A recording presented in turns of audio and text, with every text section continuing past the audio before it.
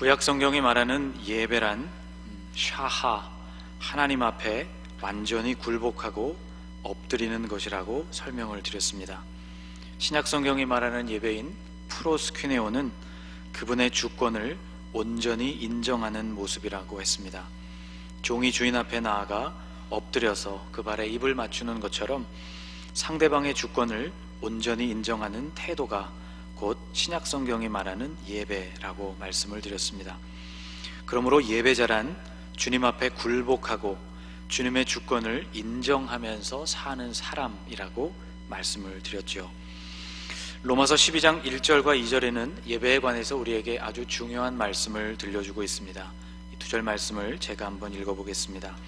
그러므로 형제들아, 내가 하나님의 모든 자비하심으로 너희를 권하노니 너희 몸을 하나님이 기뻐하시는 거룩한 산 제물로 드리라. 이는 너희가 드릴 영적 예배니라. 너희는 이 세대를 본받지 말고 오직 마음을 새롭게 함으로 변화를 받아 하나님의 선하시고 기뻐하시고 온전하신 뜻이 무엇인지 분별하도록 하라. 이 1절 말씀에 등장하는 산 제물이라는 표현은 역설적인 조합입니다. 살아있다는 말과 제물이라는 말이 어울리지 않기 때문이죠. 그러나 이 역설적인 조합이 의미하는 바는 이 시대의 경향, 이 세대의 흐름에 관하여서는 제물과 같이 죽고 하나님의 뜻에 대해서는 살아있도록 하는 것입니다. 영적인 예배란 바로 그와 같이 하나님의 뜻을 거스르는 이 세대와 세상의 흐름은 거부하고 하나님의 뜻은 온전히 받아들여서 순종하는 것이라고 말씀을 드렸습니다. 오늘 본문 느헤미야서에도 이와 같은 예배의 회복, 또 예배자로서의 회복에 대한 이야기가 나오고 있습니다. 느헤미야는 일반 역사에서 말하는 페르시아, 성경 안에는 바사라고 표기된 그런 나라에 살던 사람입니다. 느헤미야 1장 1절 말씀을 보면 그는 이스라엘 사람이었지만 바사 제국의 수도였던 수산궁에서 일하는 관리였습니다. 그리고 그것도 고위직을 말하는 왕의 술관원으로 궁궐에 있었다고 말씀하고 있습니다. 세상에서는 성공한 사람이었고 부러울 것이 없어 보이는 인물이었죠. 그런데 이런 느헤미야를 슬프게 만드는 일이 있었습니다. 그것은 다름 아닌 예루살렘의 형편이었습니다. 그들이 내게 이르되 사로잡힘을 면하고 남아있는 자들이 그 지방 거기에서 큰 환난을 당하고 능욕을 받으며 예루살렘 성은 허물어지고 성문들은 불탔다 하는지라. 이 소식을 들은 느헤미야는 며칠 동안이나 울었고 또 금식하며 기도를 했습니다. 내가 이 말을 듣고 앉아서 울고 수일 동안 슬퍼하며 하늘의 하나님 앞에 금식하며 기도하여. 그런 느헤미야의 기도와 간구는 약 4개월 동안이나 계속되었고 마침내 아닥사스다 왕에게 그 예루살렘의 형편을 아뢰 기회를 얻게 됩니다. 놀랍게도 아닥사스다 왕은 무너진 예루살렘 성벽을 다시 세우기에 필요한 모든 것들을 공급해 주기로 했습니다. 기간을 허락해 주었고 왕의 명령이 기록된 조서를 써 주었고 건축에 사용할 수 있는 제목을 내주었고 구하지 않았던 군대 장관과 그가 이끄는 호위병들까지 내어주게 된 것이죠. 이처럼 든든한 왕의 지지와 후원을 힘입어서 느헤미야는 예루살렘에 도착합니다. 그러나 도착한 이후로 그는 숱한 반대자들의 공격과 방해를 받아야만 했습니다. 그러나 이런 비웃음들 그리고 계략, 느헤미야를 죽이려는 여러 가지 음모에도 불구하고 느헤미야와 백성들은 온전히 한 마음이 되어서 기적과 같이 52일 만에 무너진 성벽을 다시 쌓게 됩니다. 예루살렘은 참으로 오랜만에 그렇게 원래의 모습을 갖추게 되었고 그곳으로 귀환한 백성들은 조상들이 대대로 살던 본인들의 성읍을 찾아가서 그곳에 정착하게 됩니다. 그런데 성경을 읽어보면 그 일 이후에 놀라운 일이 벌어졌습니다. 흩어져서 비로소 평안한 때를 맞이하고 그들의 조상들이 살던 성읍에서 살던 그들이 다시 모이게 되었기 때문이죠. 느헤미야 8장 1절에 이렇게 말씀을 기록하고 있습니다. 이스라엘 자손이 자기들의 성읍에 거주하였더니 7째 달에 이르러 모든 백성이 일제히 수문 앞 광장에 모여. 그들이 모인 곳은 수문 앞 광장이었습니다. 수문은 남동쪽 시혼샘으로 나가는 성문을 말하는데, 모든 것이 완벽하게 마무리되고 각자의 고향을 찾아 정착해 있던 백성들이 왜 갑자기 모이게 되었을까? 이것이 굉장히 궁금합니다. 이 8장 1절 말씀을 가만히 살펴보면 그들이 모인 이유는 하나님의 말씀을 듣고 그리고 그 말씀을 배우기 위함이었습니다. 이것은 누가 시켜서 모인 것이 아니었고 자발적으로 이루어진 일이었습니다. 성회, 거룩한 모임을 위해서 이스라엘 백성들이 스스로 모인 일은 이스라엘 역사에서도 매우 드문 일입니다. 모인 그들은 학사 에스라에게 특별한 일을 청하게 되었습니다. 학사 에스라에게 여호와께서 이스라엘에게 명령하신 모세의 율법책을 가져오기를 청하매라고 1절 뒷부분이 되어 있죠. 그들은 에스라에게 모세의 율법책을 가져오기를 청했습니다. 하나님의 명령이 기록된 그 책을 가져오라고 청한 이유는 거기에 기록된 하나님의 말씀을 듣기 위해서였습니다. 에스라는 거기서 하나님의 말씀을 읽어가기 시작했습니다. 3절 말씀입니다. 수문 앞 광장에서 새벽부터 정오까지 남자나 여자나 알아들을 만한 모든 사람 앞에서 읽음에 뭇 백성이 그 율법책에 귀를 기울였는데, 말을 알아들을 수 있는 사람은 모두 참석하여서 그 말씀에 귀를 기울였고 그 모임은 새벽부터 시작해서 정오까지 이어졌습니다. 5절 말씀을 보면 하나님의 말씀을 펼칠 때 모든 백성들은 자리에서 일어섰다고 기록하고 있습니다. 에스라가 모든 백성 위에 서서 그들 목전에 책을 펴니 책을 펼 때에 모든 백성이 일어서니라. 하나님의 말씀의 권위를 인정한다는 의미로 자리에서 일어섰던 것이죠. 그리고 6절 말씀을 보면 에스라가 위대하신 하나님 여호와를 송축하며 모든 백성이 손을 들고 아멘 아멘 하고 응답하고 몸을 굽혀 얼굴을 땅에 대고 여호와께 경배했다고 기록되어 있습니다. 여호와 하나님을 송축할 때 백성들은 손을 들고 아멘 아멘으로 응답했다고 기록되어 있습니다. 이 6절 말씀에 드러나 있는 그들이 들었던 손이라는 단어는 히브리어 야드입니다. 히브리 사람들에게 손을 뜻하는 야드라는 말은 한 사람의 존재, 그의 능력, 그리고 그가 가진 명성, 모든 것을 의미하는 신체의 기관입니다. 지난 수요일 새벽에 자신의 손을 세웠던 사울의 이야기를 여러분에게 들려드렸죠. 하나님께 불순종하여서 버림받은 왕이었던 사울도 자신의 존재를 드러내려고 할 때 손을 세웠다고 성경에 기록되어 있습니다. 사무엘이 사울을 만나려고 아침에 일찍이 일어났더니 어떤 사람이 사무엘에게 말하여 이르되 사울이 갈멜에 이르러 자기를 위하여 기념비를 세우고 발길을 돌려 길갈로 내려갔다 하는지라. 바로 여기에 나오는 기념비라는 단어가 히브리어 성경에는 야드, 손이라고 되어 있습니다. 사울의 불순종 때문에 하나님은 사울을 세우신 것을 후회하셨고 선지자 사무엘은 그 온 밤이 새도록 근심하며 부르짖어 기도하던 바로 그날 사울은 오직 자신의 존재를 드러내기 위해서 기념비, 그의 손을 세웠던 것입니다. 그러니까 오늘 본문에서 이스라엘 백성들이 손을 하나님 앞에 들고 아멘 아멘으로 응답했다는 말은 바로 그들의 모든 존재를 다 들여서 말씀 앞에 전심으로 반응했다는 뜻입니다. 또 그들은 몸을 굽혀 얼굴을 땅에 대고 여호와께 경배했다고 기록하고 있습니다. 바로 이런 경배의 모습, 성경에서 예배라고 번역된 히브리어 샤하가 바로 본문에 사용된 경배라는 단어입니다. 그들은 자신들의 모든 것을 들여서 하나님을 하나님으로 인정하면서 그분의 말씀 앞에 엎드렸던 것이죠. 예배가 회복되고 있었던 것입니다. 7절과 8절 말씀을 보면 그들은 서 있는 채로 그 말씀에 대한 해석을 들었다고 했습니다. 우리 두 절을 같이 한번 읽어볼까요? 예수아와 바니와 세레비아와 야민과 악굽과 사브대와 호디야와 마아세야와 그리다와 아사랴와 요사밧과 하난과 블라야와 레위 사람들은 백성이 제자리에 서 있는 동안 그들에게 율법을 깨닫게 하였는데 하나님의 율법책을 낭독하고 그 뜻을 해석하여 백성에게 그 낭독하는 것을 다 깨닫게 하니.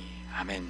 백성들이 그 말씀의 의미를 깨달을 수 있도록 여러 사람들이 도움을 주었는데 그 일은 모든 백성이 제자리에 서 있는 동안에 진행이 되었다는 것입니다. 하나님을 송축하는 일에 손을 들고 아멘으로 응답하고, 몸을 굽혀서 얼굴을 땅에 대며 하나님을 하나님으로 인정하는 샤하, 경배를 하나님 앞에 올려드리고, 서서 말씀을 듣고 그 말씀에 대한 해석을 듣는 이 모든 시간 동안 이스라엘 백성들 안에는 놀라운 변화가 일어나게 되었습니다. 9절 말씀을 보면 이스라엘 백성들은 울었다고 했습니다. 백성이 율법의 말씀을 듣고 다 우는지라. 그들이 울게 되었던 몇 가지 이유가 있었습니다. 우선 성전과 성벽이 재건된 그곳에서 다시 하나님의 말씀이 낭독되고 해석되는 것을 들으니 벅찬 감격이 그들의 마음속에서부터 올라왔기 때문이고, 또 지나간 역사, 현재 그들이 당하고 있는 이스라엘의 환난이 하나님의 그 말씀에 순종하지 않은 결과, 곧 예배자로서의 실패였다는 사실을 말씀을 통해서 다시 깨닫게 되었기 때문입니다. 그동안 이스라엘 백성들은 오랜 포로 생활을 했고 예루살렘으로 이주한 이후에도 위협을 감수하면서 성벽을 쌓느라 하나님의 말씀에 귀를 기울이기가 어려웠습니다. 그런데 이제 성벽을 완공한 이후 자신들이 어떻게 살아야 하는지를 비로소 하나님의 말씀 안에서 발견하게 되었던 것입니다. 전무후무한 자발적이고 뜨거운 성회가 그곳 수문 앞 광장에서 펼쳐졌습니다. 백성들은 회개의 눈물, 감격의 눈물을 흘렸고 죄로 인해서 애통하는 마음과 더불어 회복시키시는 주님으로 인한 기쁨이 그들의 마음에 충만했습니다. 느헤미야와 에스라 그리고 레위 사람들은 울고 있는 백성들을 이렇게 위로했습니다. 백성이 율법의 말씀을 듣고 다 우는지라. 총독 느헤미야와 제사장 겸 학사 에스라와 백성을 가르치는 레위 사람들이 모든 백성에게 이르기를, 오늘은 너희 하나님 여호와의 성일이니 슬퍼하지 말며 울지 말라 하고. 거룩한 주님의 날에 우리가 눈물만 흘릴 수는 없다고 말하면서 이제 우리가 깨달았다면 다시 일어서서 하나님의 뜻을 행하기 위해서 힘을 내야 할 것이라고 백성들을 위로했습니다. 이어지는 10절에 이렇게 나와 있습니다. 같이 읽어보겠습니다. 느헤미야가 또 그들에게 이르기를, 너희는 가서 살찐 것을 먹고 단 것을 마시되 준비하지 못한 자에게는 나누어 주라. 이날은 우리 주의 성일이니 근심하지 말라. 여호와로 인하여 기뻐하는 것이 너희의 힘이니라 하고. 아멘. 하나님으로 인하여 기뻐하는 것이 너희의 힘이라고 말하면서 느헤미야는 살찐 것을 먹고 그리고 단 것을 마시라고, 몸을 돌보고 기운을 차려서 그 다음에 일어날 역사를 가능하게 하라고 백성들을 권면하고 있습니다. 그런데 이 10절 말씀을 자세히 들여다보면 느헤미야는 먹을 것과 마실 것을 미처 준비하지 못한 자들에게는 준비한 자들이 나누어 주라고 명령하고 있습니다. 가난한 자들, 그래서 준비하지 못한 자들, 혹은 시간이 촉박해서 미처 준비하지 못한 자들과 함께 준비한 자들로부터 음식을 나누어 먹으라는 말씀이죠. 백성들은 만든 음식을 함께 나누어 먹으면서 그날 눈물도 흘리고 사랑 안에서 다시 하나가 되었습니다. 이 말씀들을 가만히 살펴보면 백성들을 하나로 결집시킨 것은 두 가지였음을 알 수 있습니다. 선포된 하나님의 말씀 안에서 예배를 회복하면서 그들이 주님 안에서 하나가 되었고, 그리고 사랑을 나누면서 하나가 되었습니다. 여러분, 올해 우리 교회의 표어가 사랑 안에서 자라는 교회입니다. 이것은 성도들이 서로 연결되고 결합돼서 사랑 안에서 그것이 이루어질 때 모든 면에서 그리스도의 충만한 분량에까지 자라간다는 목표입니다. 우리가 첫째, 주님의 뜻 앞에 엎드리는 예배자가 될 때 이 일은 가능할 것이고, 둘째, 사랑 안에서 우리가 연합하게 될 때, 그래서 온전한 하나로 연결되고 결합될 때 이 놀라운 역사는 이루어질 것입니다. 그렇게 되면 범사의 예수 그리스도의 모습으로 자라가는 일에 우리는 한 걸음 더 다가가게 될 것입니다. 13절 이하의 말씀을 보면 그 이튿날 지도자들과 레위 사람들은 다시 모여서 하나님의 말씀을 연구합니다. 그리고 그 말씀 안에서 그들은 초막절에 대한 규례를 발견하게 됩니다. 그리고 그 말씀을 읽게 될 때 말씀을 연구하고 있던 바로 그때가 마침 초막절을 지켜야 하는 시기였음을 비로소 그들이 깨닫게 됩니다. 초막절은 현대 양력으로 치면 9월에서 10월 사이에 들어있는 절기인데 집이 아니라 임시 거처인 초막에서 지내는 절기를 뜻합니다. 엉성하게 지어진 초막에서 먹기도 하고 자기도 하면서 출애굽 시대 광야에서 지냈던 40년을 기억하고 또 그곳에서 이스라엘을 향한 하나님의 돌보심을 기억하고 그들을 가나안 약속의 땅으로 인도해 주셨던 하나님의 은혜를 기억하는 절기, 그것이 바로 초막절기였습니다. 이 말씀을 읽으면서 그들은 지금이 그 초막절기를 지킬 때가 되었다는 것을 깨닫고 그들은 당장에 초막절기를 지키기로 했습니다. 17절에 이렇게 기록되어 있습니다. 사로잡혀 갔다가 돌아온 회중이 다 초막을 짓고 그 안에 거하니 눈의 아들 여호수아 때로부터 그날까지 이스라엘 자손이 이같이 행한 일이 없었으므로 이에 크게 기뻐하며, 여호수아 이래로 유례 없는 초막절기가 대대적으로 전국적으로 지켜지게 되었습니다. 그들은 하나님의 말씀을 듣고 그저 그 말씀 앞에서 울며 감정적으로 반응하고 감격했던 것에서 그치지 않고 예배자로서의 삶, 즉 하나님의 뜻에 따라 순종하는 삶에까지 나아갔다는 것을 우리에게 말씀해주고 있는 것이죠. 여러분, 오늘 새해를 맞이하고 두 번째로 지키는 주일입니다. 제가 12월 마지막 주일인가 예언 비슷하게 여러분에게 이런 말씀을 드린 적이 있죠. 연말이 되면 성탄 분위기와 새해 분위기 때문에 우리 마음이 들뜨게 되지만 1월 2일만 되면 그 들썩임과 감동이 언제 그랬냐는 듯이 다 사라져버릴 것이라고 말씀을 드린 일, 여러분 기억하십니까? 오늘이 벌써 1월 8일입니다. 새해를 맞았다는 느낌이 벌써 우리 가운데서 많이 사라져가고 있을 것입니다. 여러분 기억하십시다. 우리는 아직 새해의 시작점에 서 있다는 사실을 기억하시기를 바랍니다. 또 소중한 한 해가 오늘 우리에게 주어져 있습니다. 오늘 본문에 등장하는 이 이스라엘 백성들의 모습을 여러분 기억하셨으면 좋겠습니다. 그들은 말씀을 듣기 위해 모였고 그리고 그 말씀을 들으면서 손을 들고 또 주님의 임재 앞에 엎드리면서 주님의 주권을 인정했고 그 후에는 그 말씀을 따라서 행하면서 점차 온전한 예배자의 모습을 갖추어가고 성장하게 되었습니다. 사랑하는 여러분, 우리 안에도 올해 이와 같은 역사가 충만하게 일어날 수 있기를 소망합니다. 주님의 말씀과 그분의 임재 앞에 온전히 엎드리는 예배에 성공하는 한 해가 되시기를 바라고, 이어지는 우리의 삶에서도 주님의 뜻을 분별하고 그 뜻을 행하는 온전한 예배자가 되실 수 있기를 축복합니다. 그리고 우리 서로 나누는 사랑의 분량에 있어서도 충만해져서 그래서 우리가 모든 면에서 그리스도의 장성한 분량에까지 자라나는 한 해, 예배자로 주님 앞에 서게 되는 복되고 거룩한 한 해가 되실 수 있기를 주님의 이름으로 축복합니다. 기도하겠습니다. 하나님, 우리 자신들이 어떻게 살아야 하는지를 주님의 말씀에서 찾는 자들이 되게 하여 주옵소서. 살아있고 운동력이 있는 주님의 말씀이 오늘 우리가 어떻게 살아야 하는지에 대한 지침이자 우리를 살게 하는 능력임을 깨닫게 하여 주옵소서. 하나님, 말씀 앞에 서는 일이 우리에게는 어느덧 일상이 되었습니다. 자칫 주님의 말씀의 소중함을 잊어버리고 가볍게 여기기도 쉬운 것을 보게 됩니다.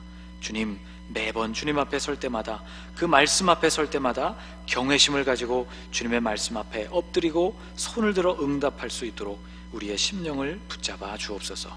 손을 들어 주님을 찬양하고 또 주님 앞에 엎드려 경배하며 말씀을 듣고 울었던 이스라엘 백성들과 같이 오늘 우리의 삶을 살게 하여 주옵소서. 또 들은 말씀대로 행했던 이스라엘 백성들과 같이 오늘 우리도 주님의 뜻을 우리의 삶으로 행해가는 온전한 예배자들이 되게 하여 주셔서 날마다 거듭나고 주님의 장성한 분량에까지 이룰 수 있는 하나님의 자녀들로 축복하여 주옵소서. 예수님의 이름으로 기도하옵나이다. 아멘.